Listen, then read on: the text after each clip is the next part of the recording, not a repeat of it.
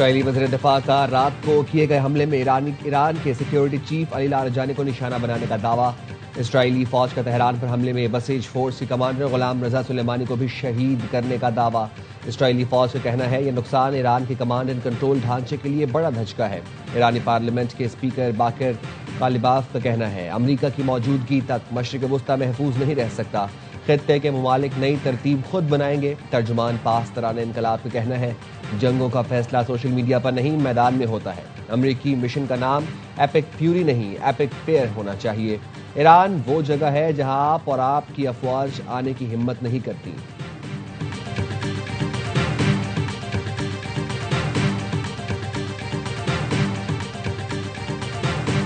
पासदारान इनकलाब के वादा सादिक शाह के तहत हमलों की 57वीं लहर जारी। ईरानी हमले में मगरबी किनारे में इसराइली अहदाफ को निशाना बनाया गया। कमांड एंड कंट्रोल मराकज भी निशाना बने। ईरान के खैबर शिकन और कदर मिसाइलों ने इसराइल में तबाही फैला दी। कई इमारतें और गाड़ियां तबाह हो गई। दर्जनों अफराद जख्मी हुए। ईरानी बहरिया ने बहरीन के इलाके शेख ईसा में अमरीकी एयरबेस और मुत्तहिदा अरब अमारात के अलजफरा एयरबेस पर अमरीकी अड्डे पर भी हमला किया। मिसाइल और ड्रोन से कार्रवाई की। पासदारान इनकलाब का कहना है हमले में अमरीकी फौजी जहाज के हैंगर और लॉजिस्टिक हॉल्स को शदीद नुकसान पहुंचा।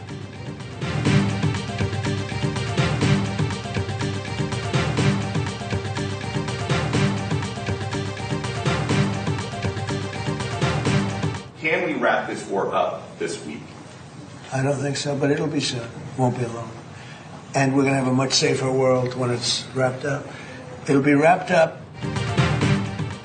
जंग कब खत्म होगी अभी कुछ नहीं कह सकता, लेकिन जंग जल्द खत्म हो जाएगी। अमरीकी सदर कहते हैं मेरे ख्याल में ईरान का नया सुप्रीम लीडर भी जिंदा नहीं है। ईरान के पास अगर एटम बम होता तो वो हमारे खिलाफ इस्तेमाल करता।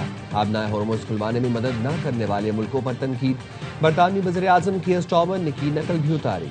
कहा अमरीका 40 साल से इन मुल्कों की हिफाजत कर रहा है, लेकिन ये मदद पर तैयार ही नहीं।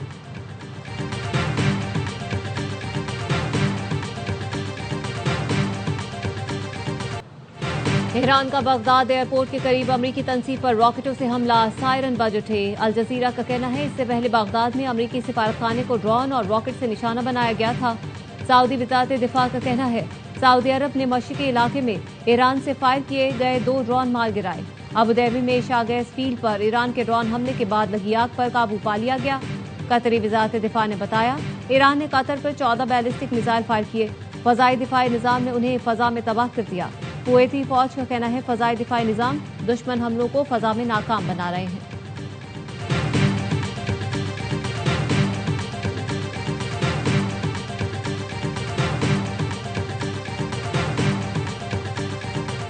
मुत्तहिदा अरब अमारात पर ईरान के मिसाइल हमले में एक और पाकिस्तानी जाँ बहक। अमाराती हुकाम का कहना है फजाई दिफा ने बैलिस्टिक मिसाइल हमले को नाकाम बनाया। अबूधाबी के इलाके बनी यास में मिसाइल के टुकड़े गिरे, जिसके नतीजे में एक पाकिस्तानी शहरी जाँ बहक हो गया।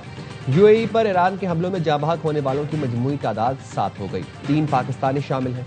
एक पाकिस्तानी दुबई में, 2 अबूधाबी में जाँ बहक हुए।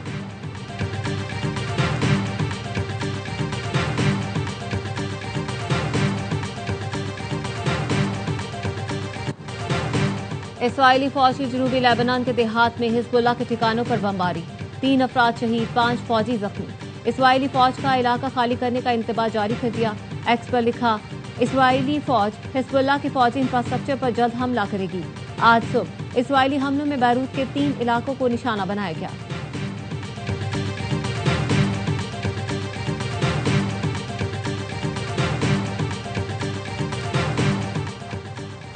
जरूरियात के मुताबिक मुल्क में पेट्रोलियम मसनूआत का जखीरा मौजूद है। ईंधन की बचत और किफायत शुआरी के इकदाम से मुतालिक इजलास में वज़ीर आज़म को ब्रीफिंग।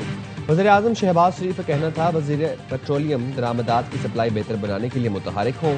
हालात बेहतर होने तक तमाम मुतल्लिका इदारे हंगामी इकदाम के लिए तैयार हैं।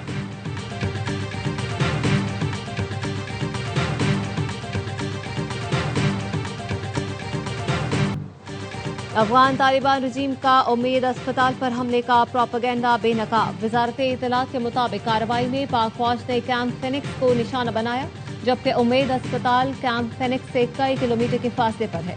कैंप फेनिक्स दहशतगर्दों का गोला बारूद और साजो सामान जखीरा करने की जगह है। वजारत इत्तलात के मुताबिक गुज़श्ता रात गोला बारूद को जखायर के मकाम को निशाना बनाया गया था। तस्वीर में वाज़ेह तौर पर देखा जा सकता है अस्पताल दहशतगर्दी के बुनियादी ढांचे के मुकाबले में कसीरुल मंजिला ढांचा है।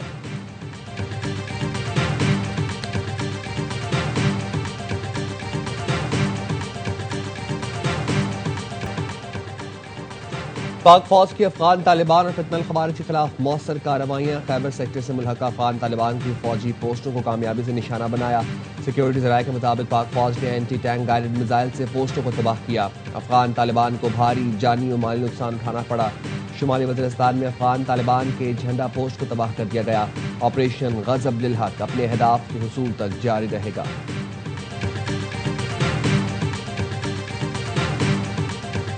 कराची में कलादम बलोचिस्तान लिबरेशन आर्मी के खिलाफ सीटीडी की बड़ी कामयाबी। शाह लतीफ टाउन मरीन में 17 फरवरी को मारा जाने वाला दहशतगर्द बीएलए का हम कमांडर निकला। सुहेल बलोच उर्फ गर्क फितना हिंदुस्तान का बदनाम दहशतगर्द था। खुज़ा में डिप्टी कमिश्नर पंजगोर जाकिर बलोच की टारगेट किलिंग समेत 50 से ज्यादा सिक्योरिटी एहलकारों और शहरियों के कत्ल में मुलव्वस था। जाफर एक्सप्रेस हमले के लिए 5 खुदकुश बमबार भी सुहेल बलोच ने भेजे थे।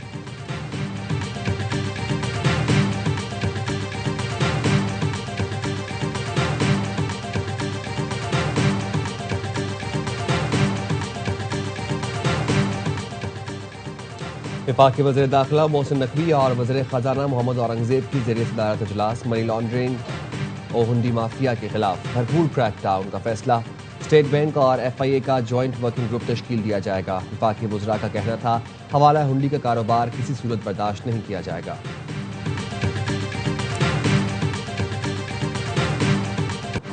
वज़ीर आला सिंध की सूबाई महकमों को डिजिटल बनाने की हिदायत। तकरीब से खिताब में मुराद अली शाह ने कहा डिजिटल निज़ाम से शफाफियत और कारकर्दगी में इजाफा होगा। शहरी मोबाइल के जरिए टैक्स, फीस और दीगर अदायगियां कर सकेंगे। टेक्नोलॉजी पर मबनी इस्लाहात शफाफ, मौसर और अवाम दोस्त हुकूमत की बुनियाद है।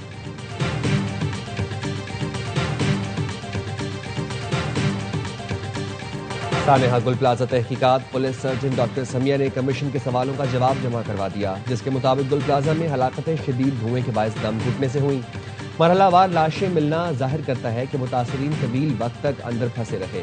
गुल प्लाजा से 73 लाशें और इंसानी बाकियात अस्पताल लाई गई।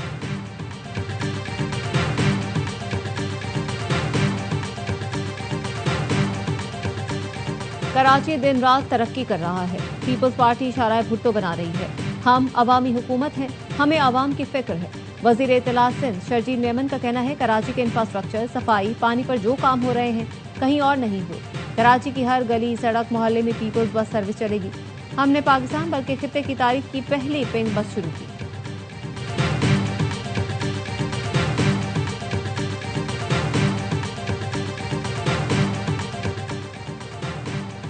कराची में आयशा मंजिल के करीब गाड़ी की टक्कर से मोटरसाइकिल सवार 2 अफराद जा बहक। IG सिंध जावेद आलम ओढ़ू के जरिए सदारत ट्रैफिक इंतजाम और फेसलेस टिकटिंग सिस्टम पर इजलास। कराची में जदीद सिस्टम के तहत 23,000 गाड़ियों को ब्लैकलिस्ट करने का इंकशाफ। ईद के बाद बगैर नंबर प्लेट मोटरसाइकिल चलाने वालों के खिलाफ कार्रवाई का फैसला।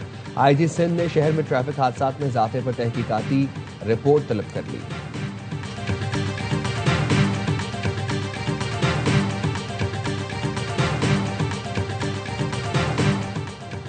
मरियम नवाज शफीक माँ की तरह पंजाब के लोगों की खिदमत कर रही हैं। वज़ीर इत्तलात पंजाब अस्मा बुखारी कहती हैं रमजान में अरबों की इमदाद लाखों शहरियों को दहलीज तक पहुंचाई जाती है। मरियम नवाज वादे नहीं अमली इकदाम करती हैं। पंजाब में झूठे वादे और सियासी शोबदबाजी करने वालों का वक्त गुजर गया।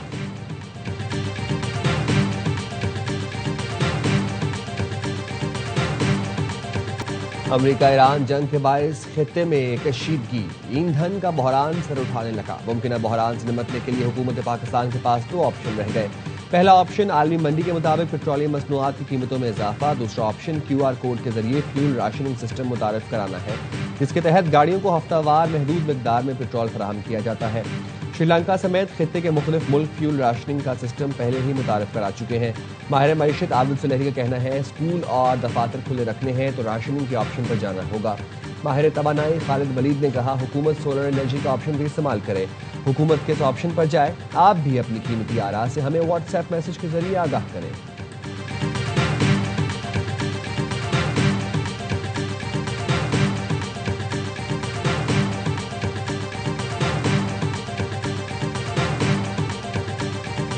के लिए सब ऑप्शन यही है कि हुकूमत कंट्रोल करे कि ऑफिस जिस तरह इन्होंने किए हैं। जदीद होता है QR कोड वगैरह का सिस्टम ये होना चाहिए, बिल्कुल जदीद दौर जैसे कि सब चल रहा है, हर तरफ हर ममालिक में हो रहा है। हमारे लिए बेहतर है वो करें और हम इस कौम का और इस मुल्क का सोचें। QR कोड के ज़रिए अगर राशनिंग करेंगे तो ये ज़्यादा बेटर ऑप्शन है। सेकेंडली अगर ये देखा जाए कि पब्लिक ट्रांसपोर्ट को बिल्कुल फ्री कर दिया जाए आवाम के लिए। तवानाई के संगीन बहरान से निपटने के लिए बेहतर हिकमत अमली बनाना होगी। मुल्क भर के आवाम का कहना है पेट्रोल मजीद महंगा करने के बजाय इस्तेमाल कम किया जाए। QR कोड के जरिए पेट्रोल दिया जाए, महंगा भी नहीं होगा और मुल्क भी चलता रहेगा।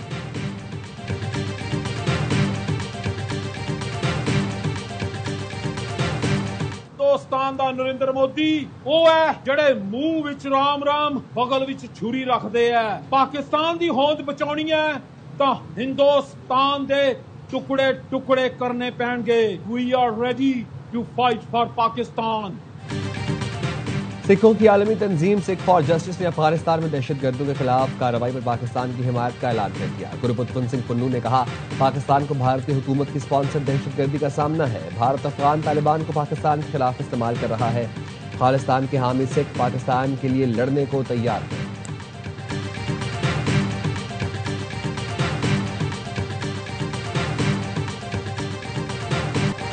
गवादर और चाकी के रास्ते 5,615 पाकिस्तानी ईरान से वापस पहुंच चुके हैं। 2,117 ईरानी ड्राइवर समेत 431 गैर मुल्की भी पाकिस्तान पहुंचे। वजीर आला बलूचिस्तान सरफराज बुख्ती ने एक्स पर लिखा, हुकूमत बलूचिस्तान शहरी क्रॉसिंग पॉइंट्स पर मुसाफिरों की सहूलत के लिए मुस्तैद है।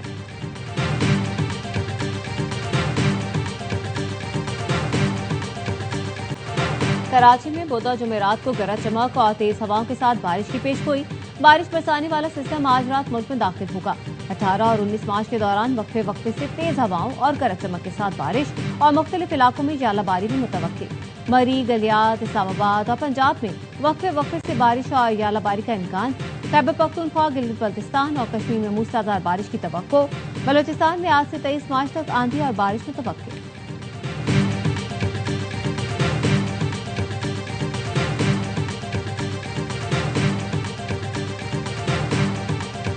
ईद उल फितर की तैयारी, शहर शहर खरीदारी। महंगाई ने ईद की तैयारियों को दुगना कर दिया। इस्लामाबाद में ईद शॉपिंग का रश मामूल से कम। शहरियों की विंडो शॉपिंग, मर्द, खवातीन और बच्चों की शॉपिंग को तरजीह देने लगे। चमन के ताजरों का कहना है, बाजार में गहमा गहमी होने के बावजूद कारोबार तवक्कुआत के मुताबिक नहीं हो रहा। पेशावर में नौजवानों की नित नए डिजाइन के वेस्ट कोट की खरीदारी। PSL 11 के टिकटों की ऑनलाइन फरोख्त जारी। शायकीन क्रिकेट मैचेस के टिकट को कोरियर सर्विस की वेबसाइट से खरीद सकते हैं। एक शनाख्ती कार्ड पर 8 टिकट खरीदे जा सकते हैं। टिकट की कम अज कम कीमत 250 रुपये है।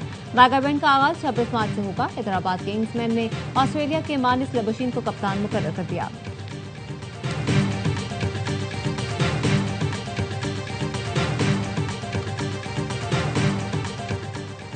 नेशनल T20 की सेमीफाइनल लाइनअप मुकम्मल। पेशावर में आज पहले सेमीफाइनल में कराची वाइट्स और सियालकोट का मुकाबला होगा। दूसरा सेमीफाइनल एबटाबाद और लाहौर वाइट्स के दरमियान खेला जाएगा। सियालकोट ने हसन नवाज की धुआंधार बैटिंग की बदौलत मुल्तान को शिकस्त देकर सेमीफाइनल में जगह बनाई थी।